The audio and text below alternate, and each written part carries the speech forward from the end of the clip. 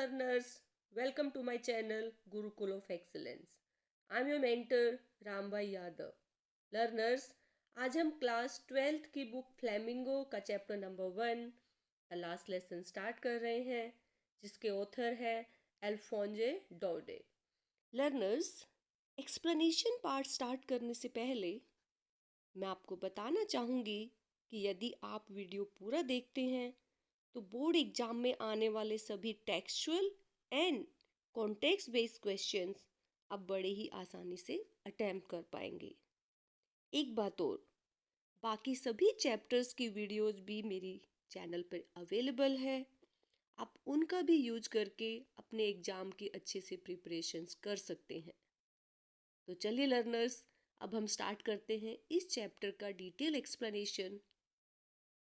Explanation part start करने से पहले चलिए लर्नर्स थोड़ा सा ऑथर के बारे में रीड कर लेते हैं. इस चैप्टर के ऑथर है अल्फोंजे डौडे, जो कि एक फ्रेंच नॉवेलिस्ट हैं. Alphonse Daudet, he was born in 1840 and he died in 1897.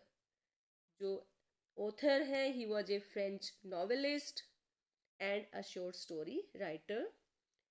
हमारा जो ये चैप्टर है the last lesson, it is set in the days of Franco Persian war, जो कि फ्रैंको पर्शियन वॉर जो कि 1871 में लड़ी गई थी, in which France was defeated by Persia led by Bismarck, जिसमें फ्रांस की हार हुई थी. और किसने उसको हराया था? पर्शिया ने. और पर्शिया को कौन लीड कर रहा था उन दिनों में? Bismarck. Bismarck is a well known, you can say, leader, historical personality. Persia then consisted of what now are the nations of Germany, Poland and parts of Austria. तो उस समय जो पर्सिया था, अब ये कई कंट्रीज में डिवाइड हो गया है. कौन कौन सी कंट्रीज हैं? Germany, Poland and some parts of Austria. In this story, French districts of Alsace and Lorraine have passed into Persian hands. तो देखिए इस लड़ाई का इफेक्ट क्या होता है कि फ्रेंच के दो डिस्ट्रिक्ट्स एल्जेस एंड लोरेन ये पर्शियंस के कब्जे में आ गए थे. Read the story to find out what effect this had on life at school. तो जब एक कंट्री के दो डिस्ट्रिक्ट कोई दूसरा कंट्री अपने कब्जे में कर लेता है तो उसका क्या इफेक्ट होता है स्कूल लाइफ पे, ये इस स्टोरी में हाईलाइट किया गया है. तो आप समझ सकते हैं कि जब कोई एक कंट्री किसी दूसरे कंट्री के कुछ डिस्ट्रिक्ट्स पे कब्जा कर ले तो बाकी चीज़ों पे तो काफ़ी बदलाव आता ही है, लेकिन स्कूल लाइफ पर, बच्चों पर, एजुकेशन पे क्या इफेक्ट पड़ता है, चलिए डिटेल में ये स्टोरी पढ़ते हैं और जानते हैं कि क्या हुआ. I started for school very late that morning and was in great dread of his scolding, especially because M. Hamel had said that he would question us on participles, and I did not know the first word about them. यहाँ पे I is the narrator, जो कि एक छोटा बच्चा है. His name is French. तो वो अपनी उस दिन का एक्सपीरियंस बताता है कि क्या हुआ कि वो स्कूल के लिए घर से ही लेट निकला था. And was in great dread of scolding. Dread means fear, और उसको डर था कि उसको स्कूल में डांट पड़ने वाली है, स्कोल्डिंग्स मिलने वाली हैं. Specially because M Hamel had said that he would question us on participles, क्योंकि जो उसके टीचर हैं, नाम है एम हैमल, उन्होंने कहा था कि he would ask questions on participles, कि participles is the name of the chapter, जिसपे मिस्टर एम हैमल क्वेश्चंस पूछने वाले थे. And I did not know the word, first word about them. और जो नैरेटर है फ्रेंच, वो बताता है कि उसको तो पार्टिसिपल्स का पहला अक्षर भी नहीं आता. उसको काफ़ी डर लग रहा था कि टीचर क्वेश्चन पूछने वाले हैं चैप्टर से, पार्टिसिपल से, और उसको एक अक्षर भी नहीं आता. For a moment I thought of running away. और एक मोमेंट के लिए तो उसने सोचा कि मैं यहाँ से दूर भाग जाता हूँ. And spending the day out of doors, कि कहीं आउटडोर, कहीं दूसरी जगह समय बिताऊंगा, स्कूल नहीं जाऊंगा. It was so warm, so bright. तो देखिए बाहर वो क्यों जाना चाहता है, क्योंकि पहली बात स्कूल में टीचर क्वेश्चन पूछने वाला है जो कि उसको बिल्कुल नहीं आता है। और जो दूसरी चीज़ें उसको अट्रैक्टिव लग रही है वो क्या है, इट वॉज सो वार्म, कि बाहर कितना अच्छा मौसम है, सो ब्राइट, इतना ब्राइट डे है।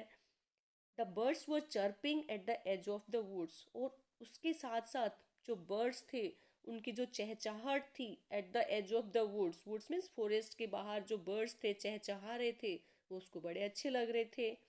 And in the open field back of the sawmill the Prussian soldiers were drilling, और जो ओपन फील्ड है at the back of sawmill means आरा मशीन, जहाँ पे लकड़ी वगैरह चीरते हैं, लकड़ी की कटाई होती है, तो वहाँ पे जो पर्शियन सोल्जर्स थे वो ड्रिलिंग कर रहे थे, वो परेड कर रहे थे, एक्सरसाइज कर रहे थे। It was all much more tempting, तो ये जो बाकी चीज़ें थी, क्या क्या चीज़ें थी, देखिए वार्म डे था, ब्राइट डे था, बर्ड्स चर्पिंग कर रहे थे, और जो ये पर्शियन सोल्जर्स ड्रिलिंग कर रहे थे, तो ये सारी चीज़ें they were much more tempting, much more attractive than the rule of participles, as compare to the rule of participles, जो कि मिस्टर एम हैमल पूछने वाले थे, और उसको एक भी उसका वर्ड नहीं आता था।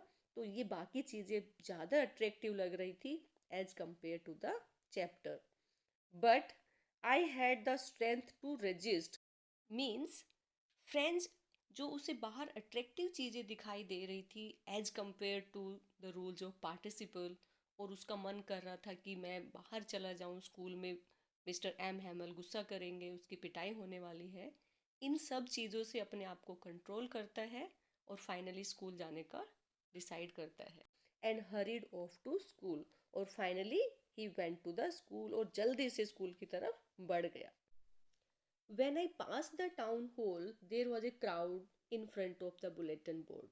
तो जैसे ही फ्रेंच टाउन हॉल के पास से गुजर रहा था, उसको जैसे ही क्रॉस किया, तो उसने देखा कि बुलेटिन बोर्ड के सामने काफ़ी भीड़ थी। For the last 2 years, all our bad news had come from there. और वो नोटिस कर रहा था कि पिछले 2 साल से जो भी बुरी खबरें थी वो सब यहीं से आ रही थी। The lost battles, the draft, the orders of the commanding officer, तो मतलब जो भी, यानी कि क्योंकि जो भी लड़ाई की खबरें थी पिछले अराउंड 2 साल से लड़ाई चल रही थी, तो लॉस्ट बैटल्स के बारे में, जो भी ड्राफ्ट मीन्स जो भी नोटिस आते थे, सर्कुलर्स आते थे, the orders of the commanding officers, तो सारे की सारी न्यूज़ बुलेटिन बोर्ड पे डिस्प्ले की जाती थी। तो यहाँ पे लोग उसको पढ़ने के लिए इकट्ठा होते थे। And I thought to myself, और अब फ्रेंड्स ने अपने आप से सोचा, विदाउट स्टॉपिंग, बिना रुके, what can be the matter now, कि अब क्या होगा। उसको लगा कि अब कोई दूसरी न्यूज होगी रिलेटेड टू द बैटल, जैसे कि पिछले 2 साल से आ रही है, उसमें से ही कुछ वैसी ही खबर अब दोबारा से बुलेटिन बोर्ड पे लगी हुई होगी। Then as I hurried by as fast as I could go, और अब आई मीन्स फ्रेंड्स, वो खूब जल्दी से, जितनी तेज वो जा सकता है, कितनी तेज, जितनी जल्दी वो कर सकता था वो जा रहा था। The blacksmith Wachter who was there, तो उस समय वहाँ पर ब्लैक स्मिथ, जो कि ब्लैक स्मिथ मीन्स लुहार, जिसका नाम मिस्टर वॉचर है, जो कि वहाँ पर था, with his apprentice, apprentice means क्या होता है, उसका जो ट्रेनी, उसके साथ जो काम करने वाला, जो दूसरा उससे काम सीख रहा था, that one, reading the bulletin, वो न्यूज़ पढ़ रहे थे वहाँ पे बुलेटिन बोर्ड पे। कोल्ड आफ्टर मी, उसने पीछे से उसको बुलाया। डोंट गो सो फास्ट बब, बब मीन्स बॉय, कि इतनी तेज जाने की ज़रूरत नहीं है। You will get to your school in plenty of time, कि तुम समय से स्कूल पहुँच जाओगे, काफ़ी समय है। तो उसने पीछे से ऐसा बोला। I thought he was making fun of me, तो फ्रेंड्स को लगा कि वो उसका मजाक उड़ा रहा है, क्योंकि वो ऑलरेडी काफ़ी लेट था। वो कई बार बड़े लोग इस तरह से टोंट कर देते हैं, तो ही टुक इट लाइक दैट, कि ये शायद पीछे से उसका मजाक उड़ा रहे हैं। And reach M Hamel's little garden all out of breath, और उसके बाद फ्रेंड्स बिल्कुल नहीं रुका, he kept on moving very fast, और थोड़ी ही देर बाद मिस्टर एम हैमल के गार्डन के बाहर वो था। एम हैमल जो उसके टीचर हैं, उनका गार्डन स्कूल में ही है, he lives in the school, यानी कि थोड़ी ही देर में वो स्कूल पहुंच चुका था। Usually when school began there was a great bustle. तो यूजुअली क्या होता था, जब भी स्कूल स्टार्ट होता था तो काफ़ी बसल मीन्स लॉट्स ऑफ एक्टिविटीज़, काफ़ी हलचल होती थी, which could be heard out in the street. और जो ये हलचल थी, जो आवाज़ वगैरह होती थी, बाहर गली में भी सुनाई देती थी। और किस तरह की आवाज़ें होती थी? The opening and closing of desk, यानी कि बच्चे जैसे डेस्क को खोल रहे हैं, बंद कर रहे हैं, ये आवाज़। Lessons repeated in unison. Unison क्या होता है? जब सब बच्चे मिलके एक साथ बोलते हैं, तो इस तरह जब बच्चे लेसन लर्न कर रहे हो, वो साउंड बाहर सुन सकते थे। वेरी लाउड, जो कि बड़ी तेज होती थी। With our hands over our ears to understand better, क्योंकि आपने देखा होगा जब छोटे बच्चे साथ में एक साथ बोलते हैं तो काफ़ी ज़ोर ज़ोर से बोलते हैं। तो फ्रेंच कह रहा है कि हमें अपने कानों पे हाथ रखना पड़ता था कि ताकि हमें चीज़ें ढंग से अच्छे से समझ आ जाए, क्योंकि वो लोग काफ़ी तेज तेज से बोल के याद करते थे।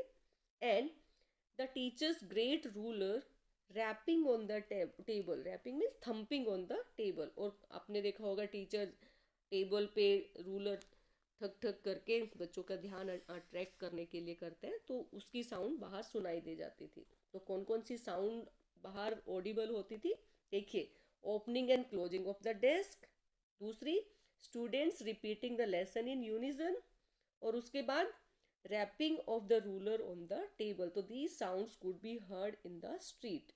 But now it was all so still. लेकिन आज एकदम डिफरेंट था। आज एकदम क्वाइट थी, एकदम स्टिल थी, कोई मूवमेंट नहीं हो रहा था। I had counted on the commotion to get to my desk without being seeing.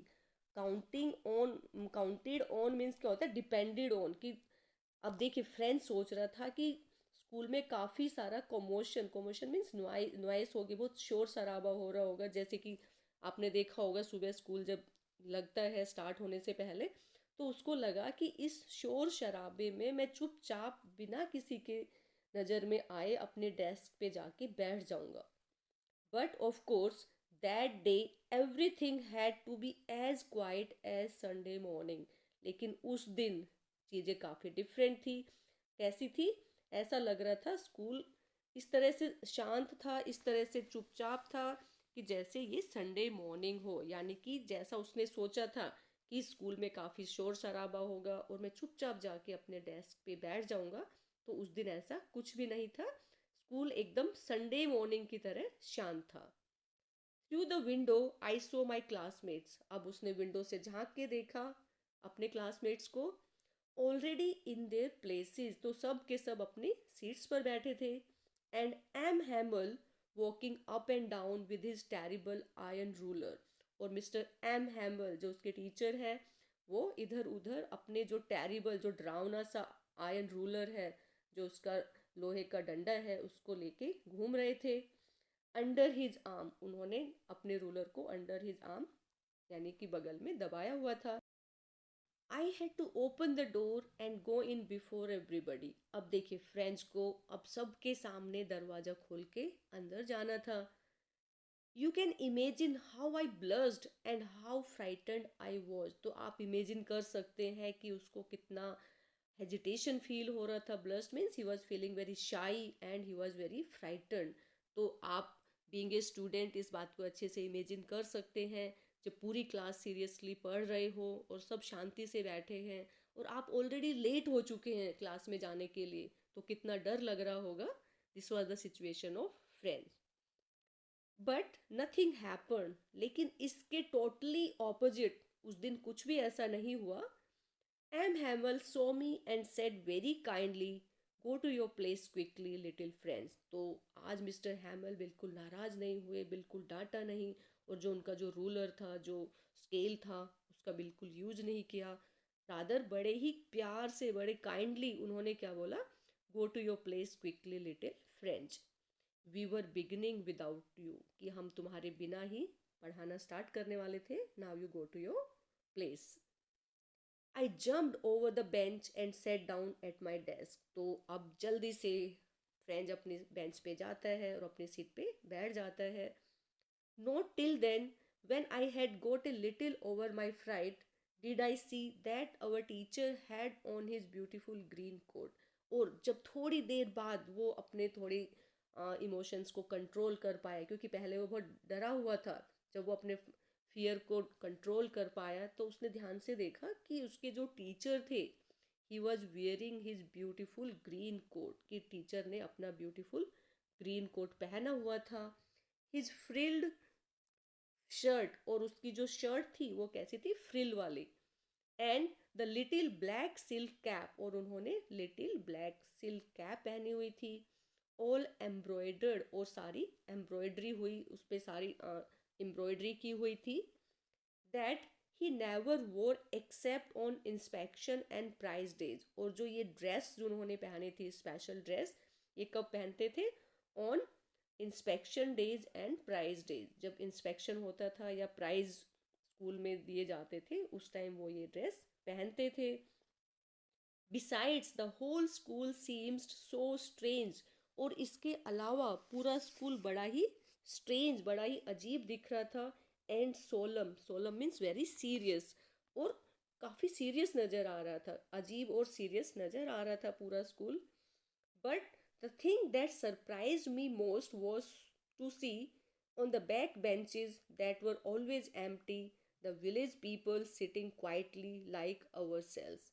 लेकिन सबसे सरप्राइजिंग चीज़ उसने क्या देखी, कि जो बैक बेंचेस थे, जो कि हमेशा खाली रहते थे, उन पे विलेज के लोग बैठे हुए थे, वो भी quietly, just like our self, जैसे कि बच्चे बैठे हों, इसी तरह से विलेजर्स वहाँ पे बैठे हुए थे। ओल्ड होजर, उनमें कौन कौन थे, mister hosier with three cornered head, जिन्होंने थ्री कॉर्नर्ड हेड पहना हुआ था। द फॉर्मर मेयर, और जो और पुराने मेयर थे वो थे। The former postman he was there. And several others beside, यानी कि जो मेन सिटी के काफ़ी known personalities, they were there in the class, they were sitting at the back benches. Everybody looked sad. अब friend notice करता है कि class में हर कोई बड़ा उदास नज़र आ रहा था। And hosier had brought an old primer, और मिस्टर होजर थे वो क्या, अपना पुराना प्राइमर लेके आए थे। प्राइमर क्या होता है, जैसे जो आप स्टार्टिंग में पढ़ना स्टार्ट करते हैं तो जो बुक्स होती है दे आर कॉल्ड प्राइमर, जिसको कायदा कहते हैं। Thumbed at the edges means जैसे पुराना था तो जो उसके कॉर्नर थे बुक्स के, वो किनारों से मुड़े हुए थे। And he held it open on his knees, और वो अपने प्राइमर को अपने नीज पे खोल के बैठे हुए थे। With his great spectacles lying across the pages, और उन्होंने अपने स्पेक्टिकल्स पेजेस के बीच में रखे हुए थे। तो हम देख रहे हैं कि उस दिन जब फ्रेंड स्कूल पहुंचा तो काफ़ी चीज़ें अनयूजुअल थी। सबसे पहली बात कि school was as quiet as still as it was a Sunday morning.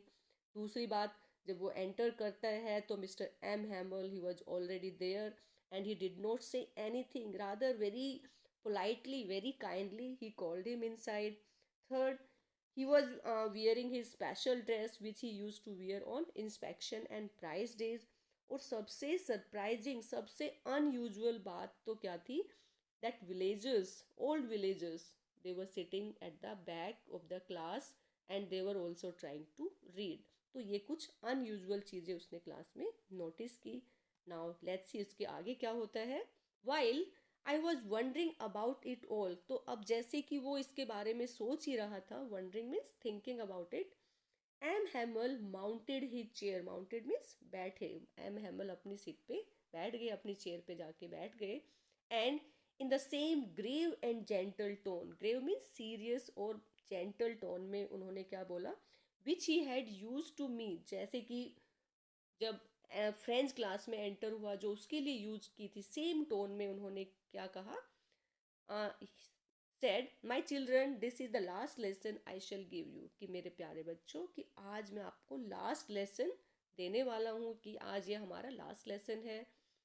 The order has come from Berlin to teach only German in the schools of Alsace and Lorraine.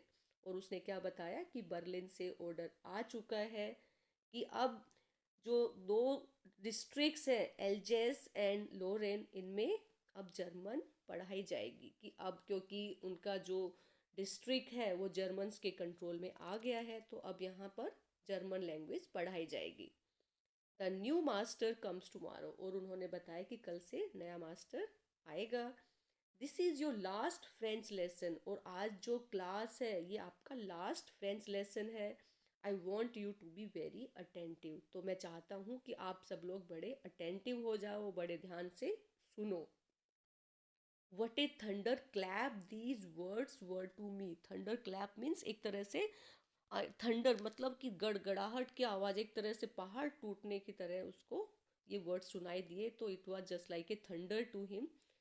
O the wretches, wretches means the bad persons, that was what they had put up at the town hall. तो अब उसको समझ में आया कि town hall में bulletin board के पास क्यों भीड़ थी।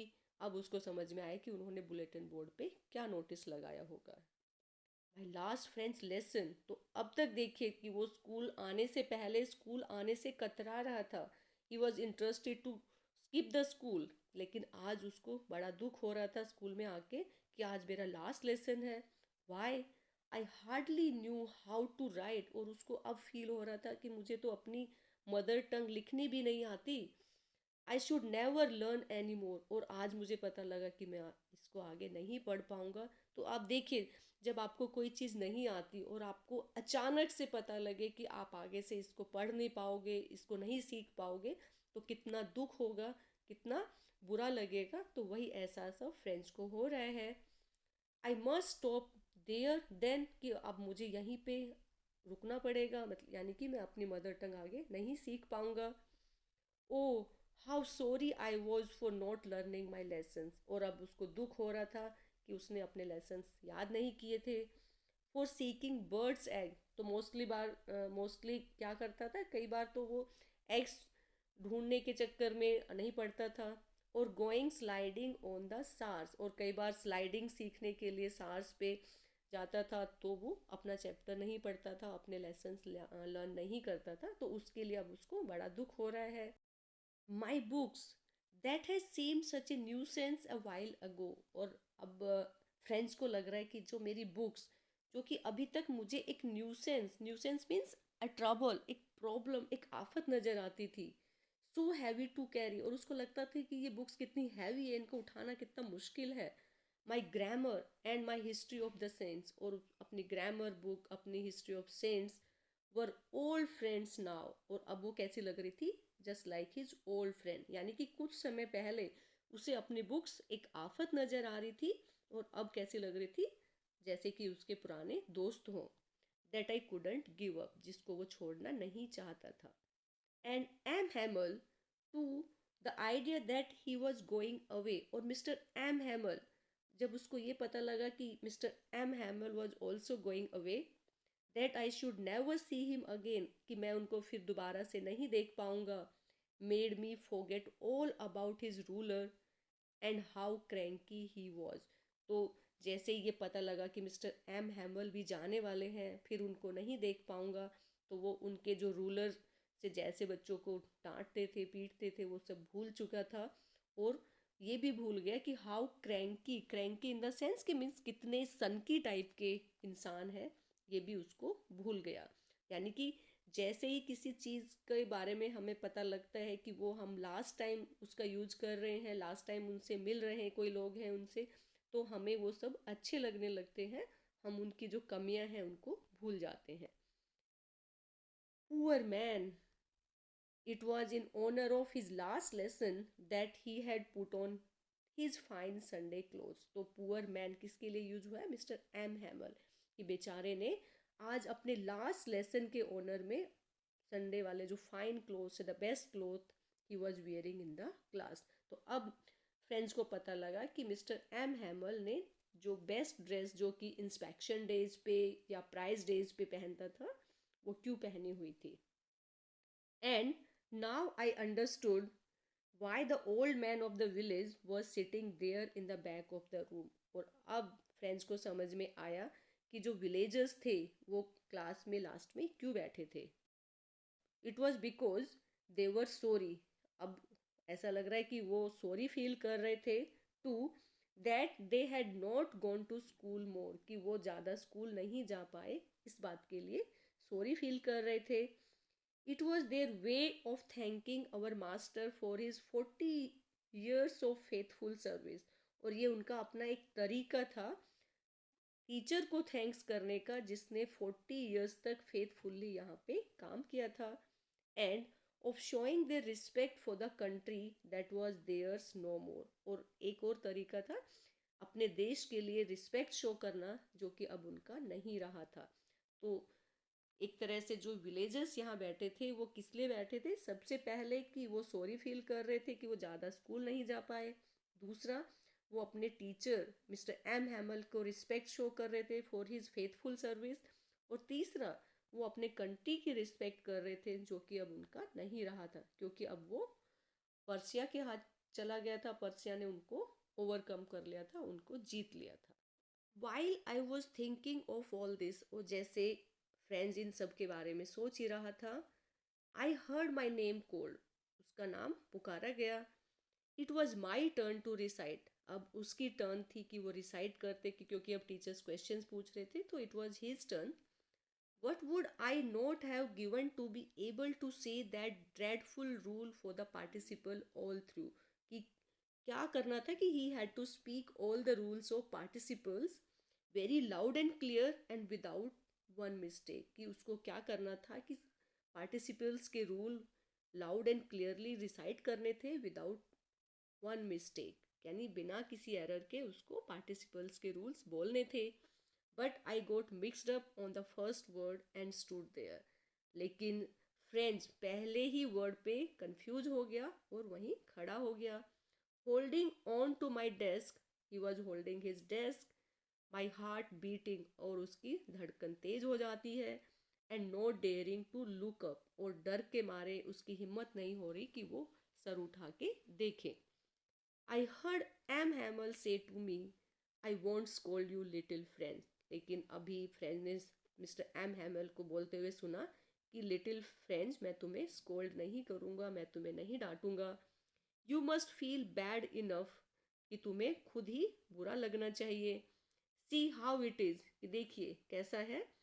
Every day we have said to ourselves, कि हम रोज अपने आप को कहते हैं, क्या कहते हैं, बा बा मीन्स लीव इट, छोड़ो. I have plenty of time, कि रोज हम अपने आप से क्या कहते हैं कि मेरे पास काफ़ी टाइम है, प्लेंटी ऑफ टाइम है. आई लर्न इट टुमारो, कि मैं कल लर्न कर लूँगा. And now you see where we have come out, और अब देखो कि हम कहाँ पहुँच गए. कि मोस्टली जब हमारे पास समय होता है तो हम क्या अपने आप से बहाने बनाते हैं कि छोड़ो कल कर लूँगा, और देखिए अचानक से हम कहाँ पहुँच गए. And now you see where we have come out, और अब देखो हम कहाँ पहुँच गए हैं.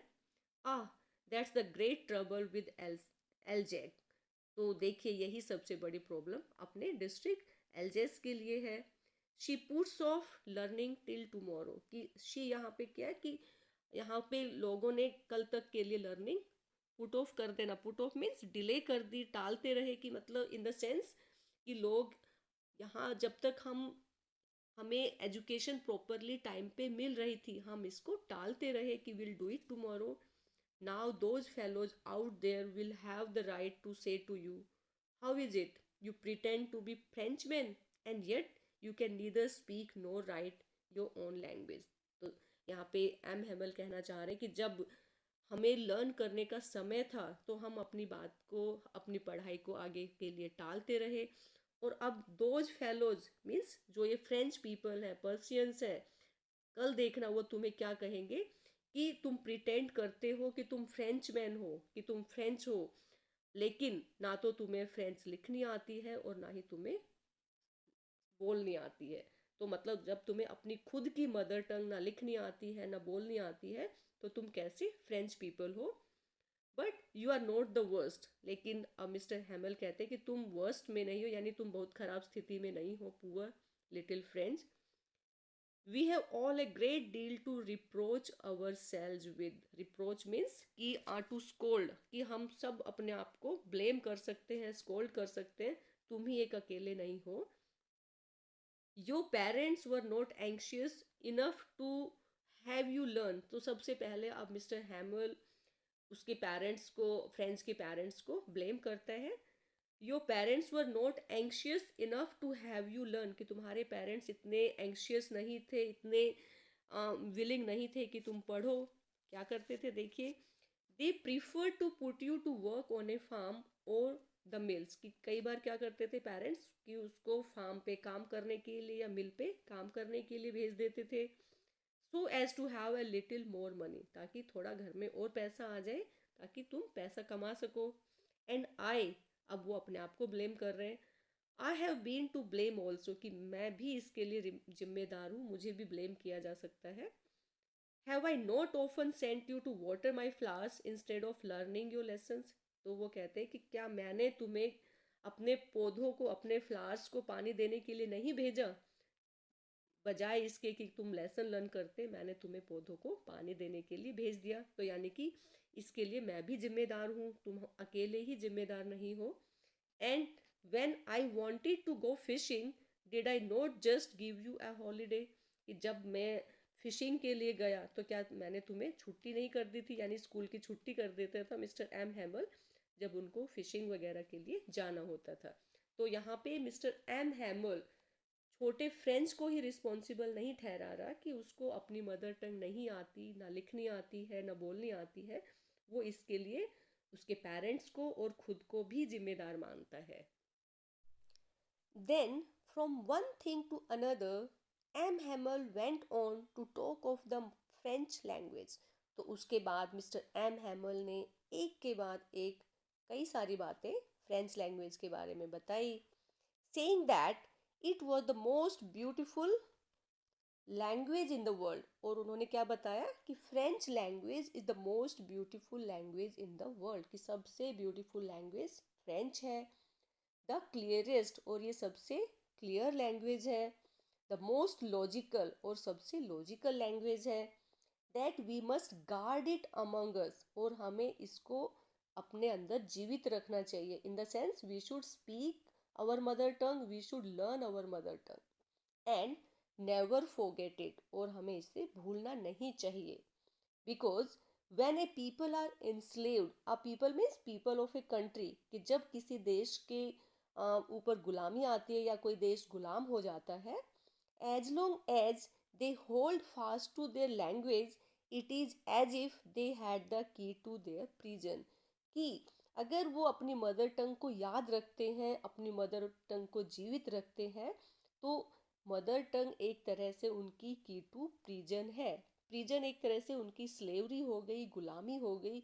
और अगर वो अपनी मदर टंग को जीवित रखेंगे, उसका यूज़ करेंगे, तो मदर टंग लोगों को फिर से यूनाइट करने में हेल्प करेगी, लोग आपस में फिर जुड़ जाएंगे और एक तरह से विदेशियों के ऊपर रिवोल्ट करेंगे and they will get freedom from them, तो it is used in that sense. Then he opened a grammar and read us our lesson, और उसके बाद मिस्टर एम हैमल, ही कौन है, एम हैमल ने ग्रामर की बुक खोली और उसका लेसन बच्चों के लिए पढ़ाया, मीन सबको उसका लेसन पढ़ाया। I was amazed to see how well I understood it, तो आई कौन है, फ्रेंच, तो अब फ्रेंच देख पा रहा था कि वो कितनी अच्छे से ग्रामर को समझ सकता था। All he said seemed so easy, और अब फ्रेंच को जो भी टीचर पढ़ा रहे थे वो बड़ा ही आसान नज़र आ रहा था, बड़ा ही इजी नज़र आ रहा था। I think too that I had never listened so carefully, और अब फ्रेंच सोचता है कि उसने कभी भी अपने लेसन को इतने ध्यान से नहीं सुना था।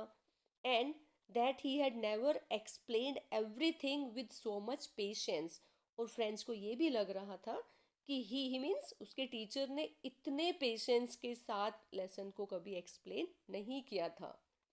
It seemed almost as if the poor man wanted to give us all he knew before going away, और ऐसा लग रहा था कि पुअर मैन कौन है, मिस्टर एम हैमल, कि वो जाने से पहले जो भी वो जानता था वो सब हमें देना चाहता था, यानी कि जो नॉलेज उनको लैंग्वेज के बारे में थी, फ्रेंच के बारे में थी, वो सब अपने स्टूडेंट्स को पढ़ाना चाहता था, सारी नॉलेज उन्हें देना चाहता था। And to put it all into our heads at one stroke, और वो ऐसा लग रहा था कि सारी की सारी नॉलेज एक ही स्ट्रोक में, एक ही बारी में हमारे दिमाग में डाल देना चाह रहा था। After the grammar we had a lesson in writing, और ग्रामर के बाद उन्होंने राइटिंग का वर्क किया। That day M Hamel had new copies for us, और उस दिन मिस्टर एम हैमल बच्चों के लिए न्यू नोटबुक्स लेकर आए थे। Return in a beautiful round hand, और उस नोटबुक पर ब्यूटीफुल राउंड हैंड में लिखा हुआ था, क्या लिखा हुआ था? Friends Alsace, friends Alsace. तो मीन्स एक तरह से ये उनका अपने कंट्री के लिए यू कैन से देशभक्ति की भावना है कि जो एल्जेस है that is the part of friends. तो पूरी नोटबुक्स पे ये हैंड राइटिंग का टास्क दिया हुआ था। They looked like little flags floating everywhere in the school room. जैसे सब बच्चों की बेंचेस पे ये नोटबुक्स रखी हुई थी, तो कैसे लग रहा था?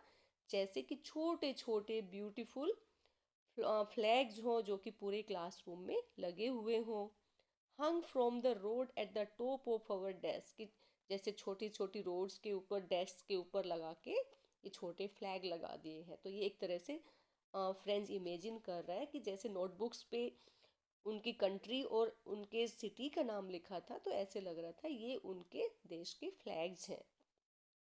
You ought to have seen how everyone set to work and how quiet it was। तो आप देख सकते हैं कि वहाँ सब लोग कितने तन्मयता से, कितने ध्यान से अपना काम कर रहे थे, और पूरे रूम में शांति थी, कोई आवाज़ नहीं आ रही थी।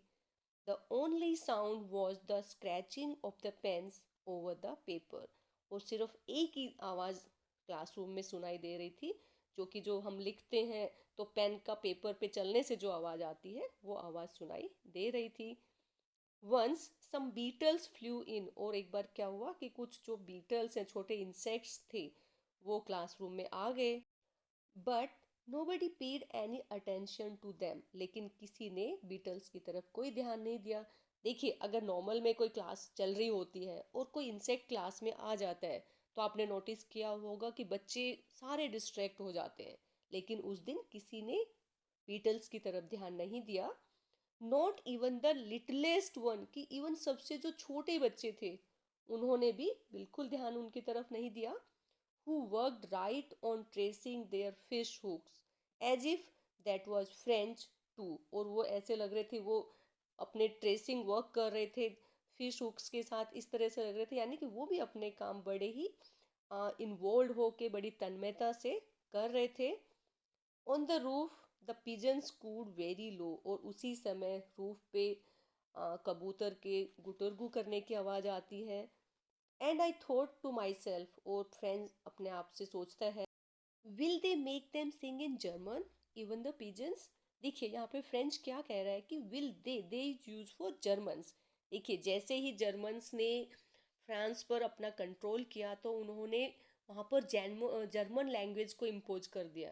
तो अब जैसे ही पिजन्स ने वहाँ पे कुइंग की, वहाँ पे गुटरगू की आवाज़ सुनाई दी, तो फ्रेंच कहता है कि क्या जर्मन्स पिजन्स को भी जर्मन लैंग्वेज में कू करने के लिए कंपेल करेंगे?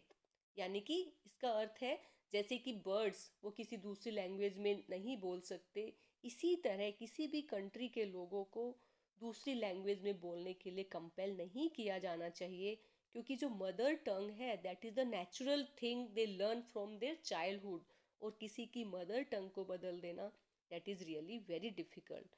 तो एक तरह से इनडायरेक्टली फ्रेंच ये कहना चाह रहे हैं कि जो मदर टंग है उसमें बोलने का अधिकार नहीं छीना जाना चाहिए।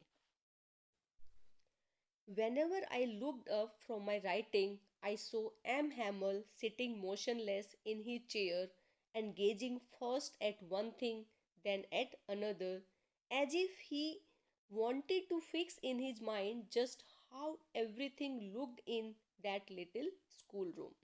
अब जब भी फ्रेंड्स लिखते लिखते अपना सर उठा के देखता है, तो वो क्या नोटिस करता है कि Mr M Hamel he was sitting motionless, वो बिल्कुल विदाउट एनी मोशन, चुपचाप मीन्स अनमूव्ड, बिना किसी मूवमेंट के शांत बैठे हुए हैं अपनी चेयर पर। एंड गेजिंग, गेजिंग मीन्स बड़े ही यू कैन से घूर के देखना, मतलब लुकिंग इंटेंटली, बड़े ध्यान से देख रहे थे, कभी एक चीज़ को देखते हैं, कभी किसी दूसरी चीज़ को देखते हैं। और ऐसे लग रहा था कि वो हर चीज़ को अपने माइंड में फिक्स कर लेना चाह रहे हैं। और जो भी इस छोटे से स्कूल रूम में था, इस क्लासरूम में जो भी चीज़ें थी, उनकी एक तरह से अपनी दिमाग में एक परमानेंट मेमोरी बनाना चाह रहे हैं। जैसे आप कहीं जाते हैं, कहीं भी जाते हैं, वहाँ की क्लिक लेते हैं, फोटोग्राफ लेते हैं, ताकि आप फ्यूचर में उसको ध्यान रख सकें, उसको देख सकें। इसी तरह ऐसा लग रहा था कि मिस्टर एम हैमल सभी चीज़ों की एक परमानेंट इमेज अपने माइंड में बनाना चाह रहे थे। Fancy is use in the sense imagine, सोचो। For 40 years he had been there in the same place. सोचो कि जिस इंसान ने 40 साल तक सेम प्लेस पे काम किया है, with his garden outside the window and his class in front of him, कि जिसके बाहर, विंडो के बाहर उसका गार्डन है और अंदर उसके सामने उसकी क्लास है। जस्ट लाइक दैट, और बिल्कुल ऐसा ही रहा। यानी कि 40 years सेम प्लेस पर उसने काम किया है। Only the desk and benches had been worn smooth. तो समय के साथ क्या चेंजेस आए हैं, जो डेस्क और बेंचेज हैं वो थोड़े घिस गए हैं, वो पुराने हो गए हैं। The walnut trees in the garden were taller, कि जो वॉलनट ट्रीज थे यानी कि अखरोट के पेड़ स्टार्टिंग में छोटे रहे होंगे, क्योंकि 40 साल में अब वो काफ़ी टॉल हो गए हैं, काफ़ी बड़े हो गए हैं। And the hop vine means एक तरह की ये बेल होती है, that he had planted himself twined about the windows to the roof, की जो होप वाइन उसने वहाँ पे बोई थी, तो अब वो काफ़ी बड़ी हो गई हैं, वो विंडोज और रूफ हर जगह उसने पूरा फैल चुकी है, सारा कवर कर दिया है। How it must have broken his heart to leave it all. और इन सब चीज़ों को, यानी कि जिन चीज़ों को अपनी आंखों के सामने उसने बोया है, बड़े होते हुए देखा है, जब इन सब को छोड़ के जा रहा होगा मिस्टर एम हैमल, तो उनका दिल कितना टूटा होगा, कितना दुखी होगा। Poor man, to hear his sister moving about in the room above packing their trunks. और जैसे ही वो नीचे क्लास है और ऊपर उनका जो रेजिडेंस है जहाँ उनकी सिस्टर पैकिंग कर रही है, तो वहाँ पे ट्रंक्स वगैरह का मूवमेंट जब कर रही है और नीचे आवाज़ आ रही है, तो वो सुन के मिस्टर एम हैमल को कितना दुख होगा, ये फ्रेंड सोच रहा है। For they must leave the country next day. They means Mr M Hamel and his sister, कि उनको कंट्री को छोड़ के नेक्स्ट डे जाना है। All at once the church clock struck 12, और अचानक से चर्च की जो घड़ी है उसमें 12 बजते हैं। देन द एंजलस, और उसके बाद एंजलस मीन्स प्रेयर का घंटा, प्रेयर के लिए जो घंटी बजाई जाती है चर्च में, दैट इज कॉल्ड एंजलस। तो फिर प्रेयर की घंटी बजती है। At the same moment the trumpets of the Persians returning from drill sounded under our windows. और उसी समय ट्रम्पेट्स की आवाज़ सुनाई देती है, जो कि पर्शियन जो सोल्जर्स थे ड्रिलिंग के बाद वापस आ रहे थे, उनके साथ साथ चल रही थी। ट्रम्पेट क्या होता है? ट्रम्पेट एक तरह का म्यूजिकल इंस्ट्रूमेंट होता है, that is horn like wind instruments. तो उनके बजने की आवाज़ सुनाई दी। Sounded our under our window, और उसकी साउंड कहाँ पे थी? Under the window of the school. M Hamel stood up very pale in his chair, और मिस्टर एम हैमल अपनी चेयर से खड़े हो गए, और वो बड़े ही पीले नज़र आ रहे थे, ऐसे कलरलेस नज़र आ रहे थे। I never saw him look so tall. और आई कौन है? फ्रेंड्स। तो फ्रेंड्स कहता है कि मैंने उनको इतने टॉल, इतने लंबे कभी भी नहीं देखा, because he was standing very proudly. इस तरह से मीन्स एक तरह से उनकी जो बॉडी लैंग्वेज है ये शो कर रही है कि वो चाहे फ्रेंच पे पर्शियंस का कब्जा हो गया हो, but he is very proud to be a French person, to be a French. My friends said he, I but something choked him. तो अब वो बच्चों को और जो ओल्ड पर्सन्स वहाँ क्लासरूम में बैठे थे उनको कुछ एड्रेस करना चाह रहे थे, लेकिन उनकी आवाज़ गले में अटक गई, तो वो सिर्फ इतना ही बोल पाए, my friends I but something choked him. ऐसा लगा कि उसके गले को किसी ने चोक कर दिया हो, बंद कर दिया हो। He could not go on. तो mister M Hamel could not speak. Then he turn to the black board took a piece of chalk and तब मिस्टर एम हैमल अपनी फीलिंग्स को एक्सप्रेस नहीं कर पा रहे थे क्योंकि उनका गला रुंध गया था, उनका गला भर आया था। तो वो अपनी फीलिंग्स को एक्सप्रेस करने के लिए ब्लैक बोर्ड का सहारा लेते हैं। तो ब्लैक बोर्ड की साइड टर्न होते हैं, एक चौक का टुकड़ा लेते हैं and bearing on with all his might, यानी कि अपने सारे साहस के साथ अपनी भावनाओं को काबू करते हुए he wrote as large as he could, और उन्होंने ब्लैक बोर्ड पर जितना बड़ा लिख सकते थे क्या लिखा, we will love France. We will love France means long live France, यानी कि फ्रांस अमर रहे। ये उन्होंने प्राउडली ब्लैक बोर्ड पे लिखा, यानी कि वो बोलना चाहते थे लेकिन बोल नहीं पाए, तो अपनी फीलिंग्स को ब्लैक बोर्ड पे लिखकर एक्सप्रेस किया। Then he stopped and leaned his head against the wall, और इतना लिख के वो रुक गए और दीवार का सहारा लेकर खड़े हो गए। And without a word he made a gesture to us with his hand, और एक शब्द भी बोले बगैर उन्होंने अपने जेस्चर्स के थ्रू, अपने you can say body language के थ्रू उन्होंने अपने हाथ से इशारा करते हुए बोला, मीन्स हाथ के इशारे से कहा, क्या कहा, school is dismissed you may go, यानी कि स्कूल अब ख़त्म होता है, अब आप जा सकते हो। तो इस तरह से मिस्टर एम हैमल ने लास्ट डे पूरे साहस के साथ, पूरी हिम्मत के साथ अपना लेसन कंप्लीट किया, और बच्चों को और जो ओल्ड पीपल आए थे उनको अच्छे से पूरा फ्रेंड्स को पढ़ाया, means he behave like a true patriot. तो इस तरह से ये चैप्टर ओवर होता है। लर्नर्स, अगर आपको ये वीडियो पसंद आई हो तो please like, share and subscribe my channel. एक और बात लर्नर्स, सारे चैप्टर्स की वीडियोस मेरे चैनल पे अवेलेबल है, आप उनको देख सकते हैं और अपने बोर्ड की प्रिपरेशंस कर सकते हैं। So hope you will take benefits from these videos. Thank you, have a nice day.